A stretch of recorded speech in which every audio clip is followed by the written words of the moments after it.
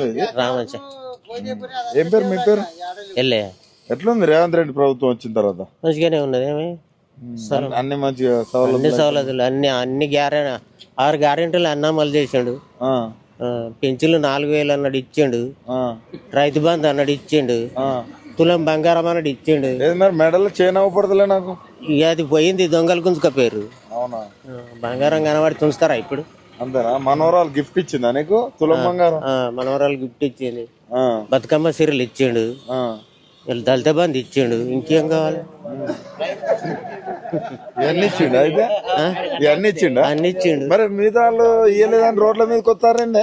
నాకైతే అన్ని పంపిండు. నీకైతే పంపిండా? నాకైతే ఇచ్చిండు. నీకు చుట్టం గిట్టనే? మాకు బాంధవులు లెక్క ఉన్నాడు కాబట్టి జర ఇచ్చిండు అని. ఎట్లా ఏ వరుస బాంధవుడు నీకు? ఏ వరుస ఏంది? ఆయన కొన్ని రోజులు జీతం ఉండి అనకట, అట్లా మెరమంతోటి పంపిండు. ఓకే గాని మరి ఏంది రోడ్ల మీదకి వస్తుర్రు రైతులు అందరూ? ఎందుకు అట్లా? వడ్లు జప కాంట ఎత్తుండని వస్తుర్రు. కాంట పెట్టుకురానా? జప లారీలు ఎక్కుతుండు. కాంట రైతులకు నష్టం అవుతుందని జోక్కపోతుండు.